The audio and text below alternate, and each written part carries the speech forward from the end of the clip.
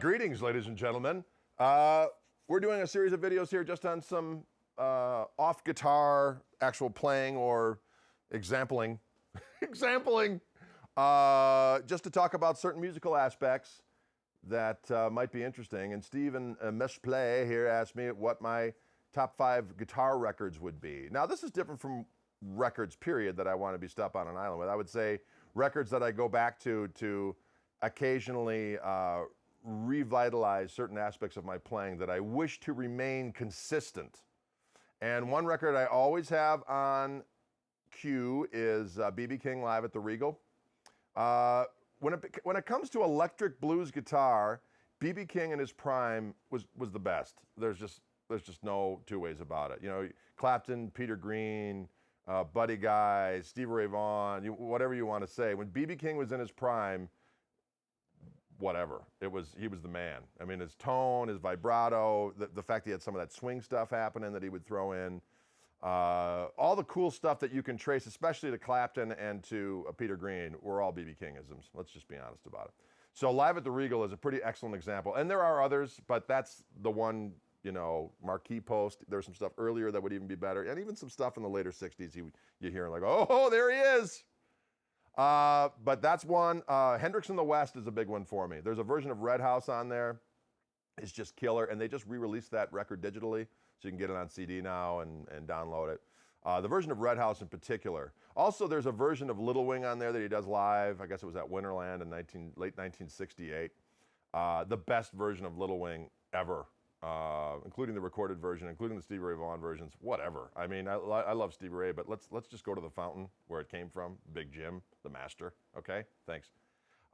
Some other ones would be, as much as I always have the Beano, Eric Clapton, John Mayall record, but also his style changed from, I like to keep Fresh Cream and the Beano record, John Mayall's Blues records with Eric Clapton handy. His vibrato was a little different, his phrasing was a little different.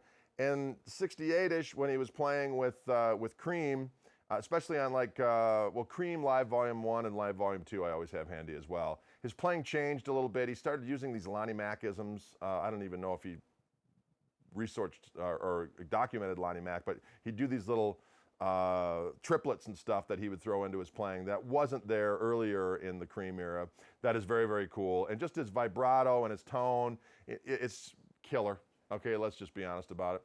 Also, when I was younger, I have to be honest, Live at the Fillmore with the Allman Brothers, that's always handy as well. Whenever I want to get my slide dialed in, I listen to Dwayne. Dwayne played like a harp player. When I was talking to Jack Pearson, who's a great guitar player from Nashville, and we were talking about why is it that Dwayne style of slide does it for us, as opposed to, not that I don't like Johnny Winter, and I don't like guys that play more in like open G and open A and do a lot more where the open strings are all rolling. And I love Ry Cooder. You know, what's not to love about Ry Cooder? He's a master. But there's something about Dwayne's playing and people of that school, it sounds more like a harmonica player. There's this funky harp thing happening that does it for me. And Dwayne was the master. Plus, and I love Derek Trucks. Derek Trucks is the modern master. Dwayne's tone and just his vulnerability in his playing. There's no vulnerability in Derek's playing. It's like a ironclad brilliance. Whereas Dwayne, it was more, you could say it was brilliant, but there was still some vulnerability there, which I like, because after all, we are mortals. You know what I'm saying? Come. Other than that, how many records is that? That's 4. I would have to say number 5. I love Jeff Beck as a guitar player. I don't know if there's any one record that does it for me more than anything else. There's just various different cuts on various records that do. I like it when he plays more rootsy-oriented stuff, just because that's where I'm coming from. But certainly his tunes like Where Were You, as far as like Ballads of Doom. My favorite version of his doing 'Cause We've Ended as Lovers, he actually was playing with Eric Clapton at the Secret Policeman's Ball. I believe it was in 1982 or 81 or something like that. And he was playing one of those Seymour Duncan Telegibs, where it's a Telecaster with 2 humbuckers that Seymour Duncan made for him. And he played a version of it on there and just annihilated. And that's when he wasn't doing the whammy bar thing. Obviously, he was playing a Tele, he had no whammy bar on it. And I love, of course, his whammy bar work. It's the best. And a lot of it has got that harp thing happening too. I mean, Jeff as much as he does these modern soundscapes and so on and so forth, the roots thing is totally there. Not only from a kind of Les Paul kind of jazz-tinged rockabilly thing from the Cliff Gallup school, but he's also got the blues thing happening as well as all this exotic flavoring. So, but he's very much ensconced in the roots as opposed to just somebody who is a modern Schweidler. You know what I'm saying? Anyways, that's a good example of 5 records. So take and eat. Hope that's helpful to you in your wanderlust guitar meanderings.